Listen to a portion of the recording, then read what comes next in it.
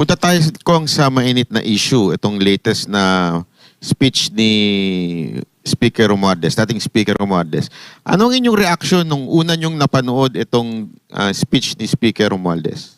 Sa pumayat siya. Hindi, ang tingin ko, ang sinasabi niya, parang dahil sinabi nga na ni Ombudsman Remulla na kakasuhan nila ng plunder, parang sinasabi niya, aba, hindi ako mastermind. At ayoko na akong gawin yung scapegoat. And I will not go down alone. Sama-sama tayo. So may pag-amin yun, Kong?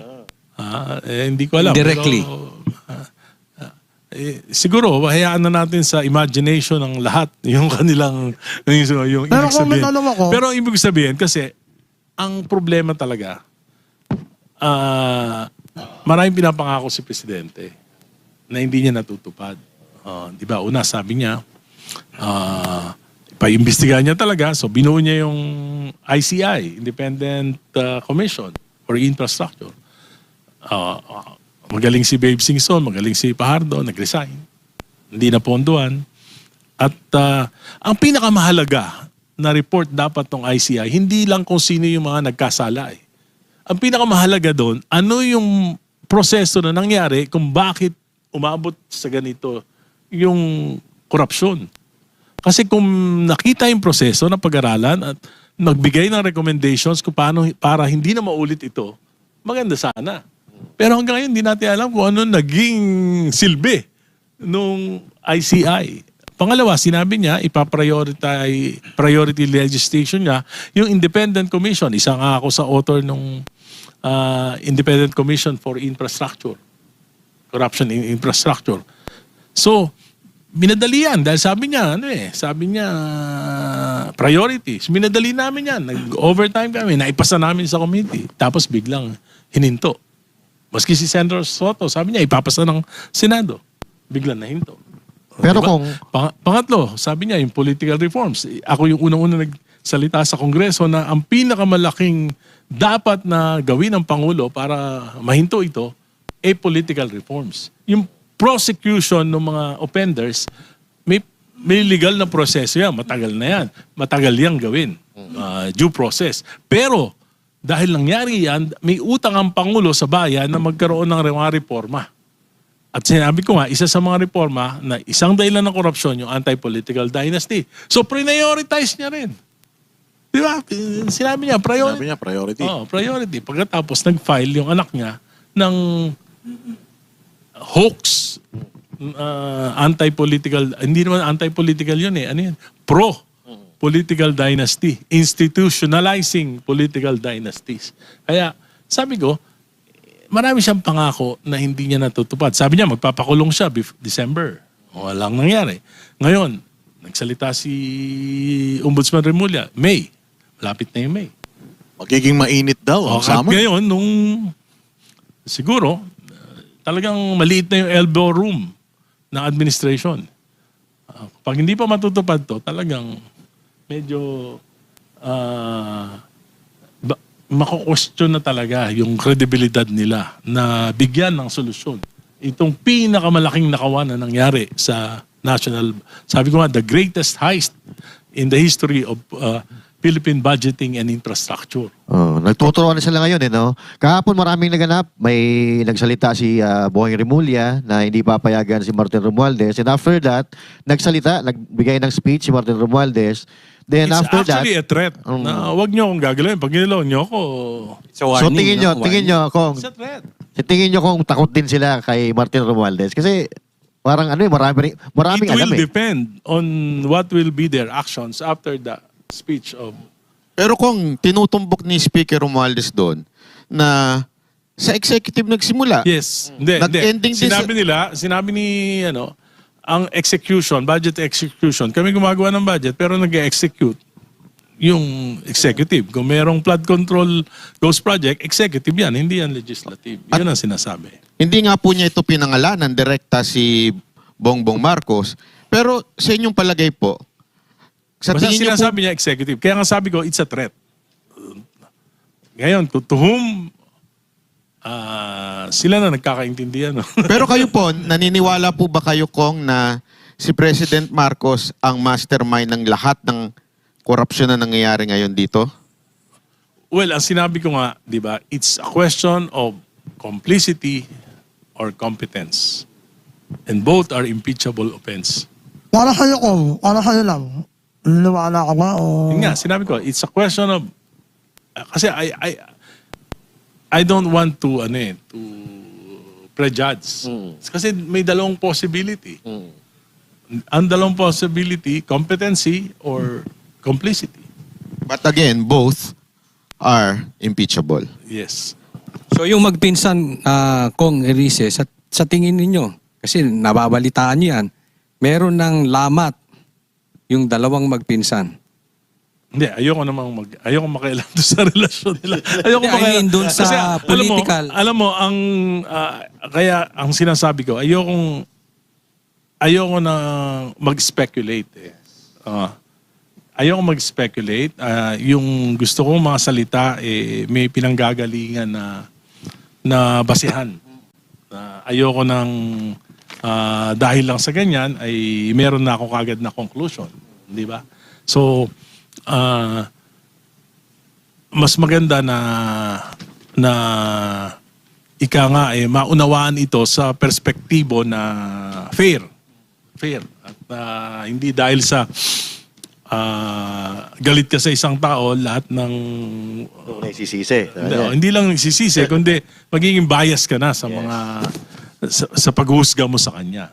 Kaya para kay Presidente, sinasabi ko, Mr. President, 2023, 24, 25, bakit ka pumayag na sa laulain? Dapat sagutin mo ito sa bayan. At yun ang tinanong ako, kung may it's a question.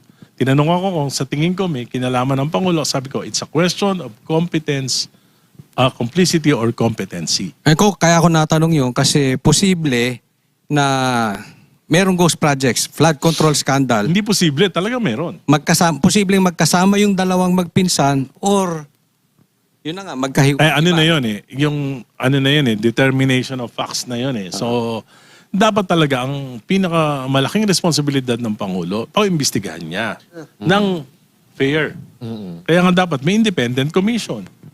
Di ba? May independent commission na mag-iimbestiga ng detalye. Paano nagastos. Na wala namang nangyari. Dahil sabi ko nga, mas mahalaga na malaman kung paano ginawa ito kaysa kung sino yung gumawa. Kasi pag hindi natin alaman kung paano ginagawa ito, maulit at maulit ito. Pero kung sino dapat ang managot? Si former Speaker Martin Romualdez o si Marcos Jr. tungkol sa nakawan na to? Depende nga yan sa magiging resulta ng investigasyon. Ang problema nga, natigil yung investigasyon. So, pero siyempre, ang may pinakamalaking responsibilidad yung Pangulo. Siya yung nagpapatakbo ng bansa Responsibilidad niya na malaman ang katotohanan, responsibilidad niya na panagutin yung mga dapat managot, responsibilidad niya na hindi na maulit ito. Yeah. At mangyayari lang yan kung mauunawaan natin yung katotohanan sa nangyari dito sa pinakamalaking nakawan na ito na hanggang ngayon na sa halip na malaman ang katotohanan ay nililito ang sambayanan. So Kung dapat... Kung yung timing nung pagsasalita ni former speaker, una dahil doon sa napapabalitang ibabalik na si Zaldico dito. Pangalawa ay dahil doon sa demanda sa kanya. Hindi ako naniniwala na dahil doon sa pagbabalik ni Zaldico. Naniniwala ako dahil doon sa pronouncement ni Ombudsman Remulla na sasampahan sila ng kaso na plunder. Anong ibig sabihin? Pag plunder ang conspiracy to commit plunder it's a non-bailable offense. So kung mari yun ang timing, sa tingin niyo po ba ito'y isang paglaglag ng administrasyon kay Romualdez at yung pagsalita ni Romualdez ay isa naman ding paglaglag sa administrasyon? Alam mo, parang yung mga tao, yung mamamayang Pilipino, talaga naghahanap ng katarungan dito sa nangyaring pinakamalaking nakawan na ito na talaga naman nagpahirap sa bayan, nagpabagsak ng ating ekonomiya. So hanggat hindi nakakakita ng malaking isda ang mga mamayan ay hindi aangat ang tiwala ng mamamayan sa ating Pangulo. Kaya mahalaga para sa Pangulo na may makita ang mga mamayan na malaking isda. Pero Sa tingin ko, yan yung direksyon ni Ombudsman Remulla, yung malaking isda. Pero ang reaksyon ni Speaker Romualdez, aba, hindi ako ang mastermind. Pero kung parang nawawala yung accountability eh. Sinasabi ni Congressman Martin Romualdez na meron siyang alam, bakit hindi niya sabihin? Parang nagbablackmailan sila eh. Ganun nga, siguro ganun. Pero kay BP Sara, lagi nilang sinasabi, accountability, doon sa 125 million na sabihin nyo nga yan ko. Kasi nga, ang nangyayari sa ating bansa, na sa halip na intindi ng mga leader natin, yung kapakanan ng mga mamamayan, yung napakaraming problema, ang iniintindi natin yan ang sama ng yan ang, pardon me for saying yan ang sama ng political dynasties. They are not fighting for us. They are fighting for the supremacy of their political families. Ang naging laban, parang Duterte Marcos. Di ba? At tingin ko naman, ang punot dulo nitong mga kaguluhan na ito, dahil gustong manatili ng Marcos na after BBM, sa kanila pa rin ang poder. Kaya anong ginawa? Nung una, People's Initiative. Dahil malakas si BP Sara, kung magkakaroon ng eleksyon, di parliamentary para ang boboto na lang yung mga congressman, yung mga representatives. Nung hindi umubra yun, impeachment na. At dahil dyan sa impeachment, na-incentivize yung mga congressman na bigyan ng mga bilyong-bilyong alokasyon, kaya naging sunod-sunuran. Di ba? Yun naman ang nangyari. Hindi ko hinusgahan kung may kasalanan o wala, si BP Sara, depende yan sa ebidensya. Pero kung tutugis tayo ng pagkakamali, hindi yung, parang ang ginawa natin parang ginawa nila, the end justify the means. Kahit na mali yung paraan, basta, mapabagsak si BP Sara. Di ba? Yun yung ginawa nila. Kaya ano nangyari? Yung sinasabi nilang pagkakamali, pagkukulang, kasalanan ni BP Sara, lumalabas yung ginawa nila mas malaki pa. Di ba? Ganun ang nangyari. So, it's, talagang labanan ng, yan ang pinakamahirap kung anong nangyayari sa ating bansa for so long. Pero kung kanino ka mas naniniwala? Ano? Kanino ka mas naniniwala? Kay Marcos o kay Sara? Kanino ka mas naniniwala? Hindi, alam mo, yung, yan ang yan yung, pagka sinabi mong, kanino ka naniniwala? Parang, na yan, personality. It's a question of personality. Para sa akin, ang pinakamahalaga, kaya umuulad yung mga bansa, policy. Polisiya. Halimbawa, kung may policy ang isang kandidato, merong policy siya na naniniwala ako, merong policy rin siya na hindi ako naniniwala. Kaya nga ako ang minority, para pag naniniwala ako, okay, sama ako dyan. Pero kung hindi ako naniniwala, laban ako dyan. Di ba? Parang gano'n. Bakit natin nuhusga na? Kanino ka naniniwala? Depende yun sa ginagawa eh. Sa particular na ginagawa ng isang tao. Nung panahon ni President Duterte, binatikos ko dahil dun sa war on drugs. Hindi ako naniniwala. Binatikos ko. Pero walang personal. Walang personal sa akin. It's a policy decision. It's a policy decision. At ako, pag nagbatikos ako sa isang polisiya, meron akong alternative. Gaya nung nakaraan, nung pinatikos ko si Presidente Duterte sa war on drugs, sabi ko, bakit wala pang nangyaring matagumpay na war on drugs na gumamit ng violence sa buong mundo? Anong ang ginawa nila? Doon sa, for example, sa Portugal, napakaraming doon, addict. Anong ginawa nila? Inopen nila. Yung mga kumpanya, pagka tatanggap ka ng nagre-rehabilitate na addict, kalahati ng sweldo, sagot ng gobyerno. So, nabawasan ng malaki. Yung, after ilang years, nabawasan ng malaki yung drug addict population sa Portugal. So, meron akong alternatibo na ipinapahayag. Hindi ko kinikriticize na masama kang tao. Sinasabi ko, tingin ko, mali yung polisiya mo. Ito yung tingin ko yung tama. Di ba? So, gano'n naman dapat ang mangyari sa atin. Dapat di ba dapat tayo mag-usap na intelligently, hindi yung magbastusan. Oh, DDS, yung mga DDS bobo, yung mga dilawan, akala mo santo, di ba? Hindi naman dapat ganoon eh. Kami ang boses ng masa, hindi natatakot. Katotohanan lang, di kami nalulunod. Walang bahid ng sismis, lahat ay totoo. Kahit sino ka pa, pag mali ka babanatan ka. Walang pinipili kulay, wala kaming kinikilingan. Basta para sa bayan, kami lalaban. Pag tama palakpakan, pag mali banatan. Di matitinag, di matatakot, para sa bayan tuloy ang sigaw. Sa harap ng kamera, walang halong takot.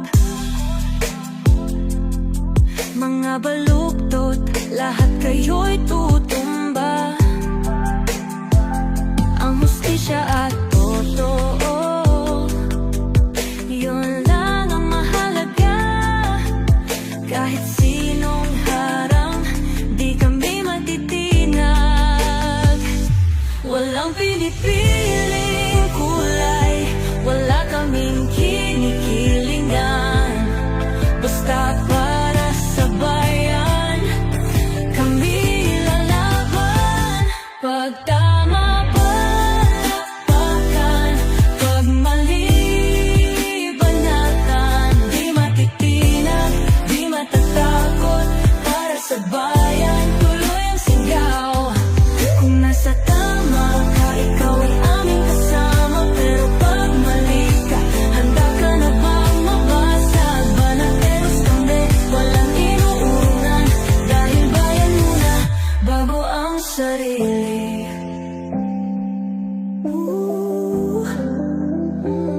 Bago ang sarili.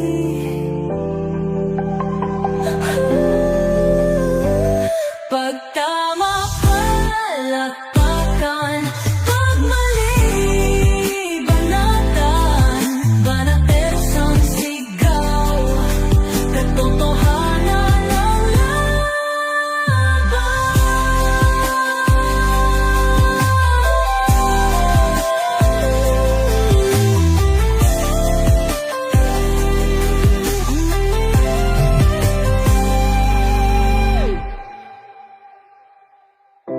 Sa harap ng